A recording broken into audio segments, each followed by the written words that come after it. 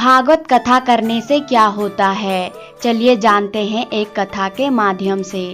एक बार किसी धनवान व्यक्ति ने सुना कि राजा परीक्षित ने वीतराग सुखदेव मुनि से भगवत कथा सुनकर मोक्ष प्राप्त कर लिया था, तो उसके हृदय में भी श्रीमद् भागवत के प्रति बड़ी श्रद्धा उत्पन्न हो गई। उसने सोचा कि मैं भी क्यों ना भगवत कथा सुनकर मोक्ष की प्राप्ति कर लूं। अब वह धनवान व्यक्ति भगवत कथा सुनने के प्रयोजन से उस नगर के एक नामी ब्राह्मण के पास गया और उससे भगवत कथा सुनाने की विनती करने लगा। पंडित जी नगर के सुविख्यात ब्राह्मण थे। आए दिन वह बड़े बड़े भगवत कथा के आयोजन करते थे। धनी व्यक्ति के आग्रह को सुनकर पंडित जी ने उसका स्वागत सत्कार किया और बोले, श्री जी, यह कलयुग है। आज के समय में सभी धर्म कृतों का फल 4 गुना कम मिलता है। इसीलिए यदि आप भगवत कथा का संपूर्ण फल पाना चाहते हैं तो आपको 4 बार भगवत कथा सुननी पड़ेगी। पंडित बड़ा चतुर था। वह 4 बार भगवत कथा करने के बहाने भरपूर दान दक्षिणा पाने का इच्छुक था, लेकिन पंडित जी की यह चालाकी धनी व्यक्ति नहीं समझ पाया और बोला, अवश्य पंडित जी, जैसा आप उचित समझे। भगवत कथा का आयोजन हुआ। परीक्षित ने केवल 1 सप्ताह भगवत कथा सुनी थी, जबकि धनी व्यक्ति ने 4 सप्ताह भगवत कथा सुनी। फिर भी कोई लाभ होता हुआ नहीं दिखाई दिया। पंडित जी लाभ होने का आश्वासन देकर कथा समाप्त करके दान दक्षिणा की पोटली बांधकर अपने घर चले गए। धनी व्यक्ति बेचारा चिंतित रहने लगा। वह दिन भर सोचता रहता था कि मैंने 4 बार भगवत कथा सुनी, पंडित जी को भरपूर दान दक्षिणा दी, फिर भी मुझे मुक्ति नहीं मिली, क्यों? एक दिन उस नगर में एक पहुँचे हुए संत का आगमन हुआ। संत का तो काम ही होता है सभी जगह घूम घूम कर लोगों को उपदेश देना।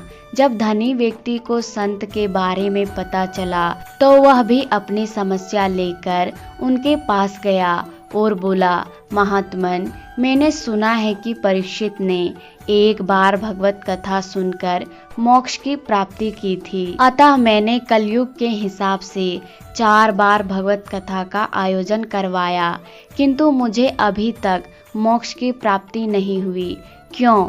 संत पहले तो हंसे, फिर बोले, श्रीमान, भागवत कथा का फल आज भी 1 बार सुनने पर ही वही मिलता है जो परीक्षित को मिला था, लेकिन यह निर्भर करता है सुनने और सुनाने वाले की मन स्थिति पर।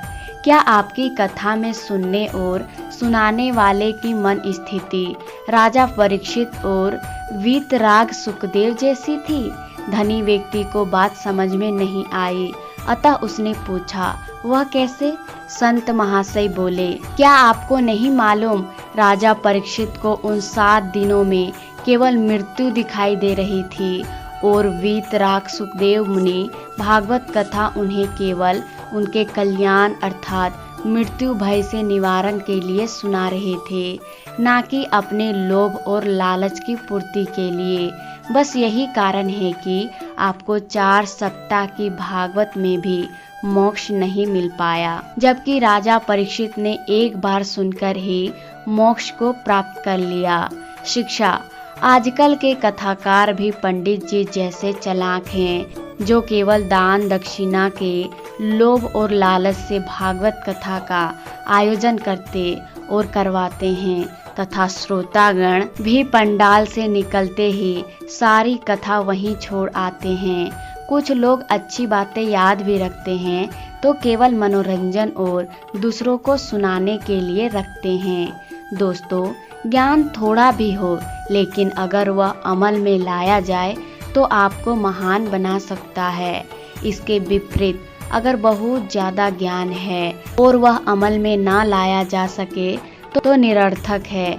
जैसे कि रावण 4 वेदों का प्रकांड विद्वान और ब्राह्मण होते हुए भी अपने दुष्ट कर्मों के कारण मारा गया।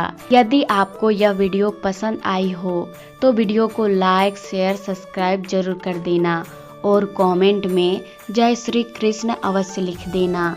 मिलते हैं अगली वीडियो में, तब तक के लिए राधे राधे।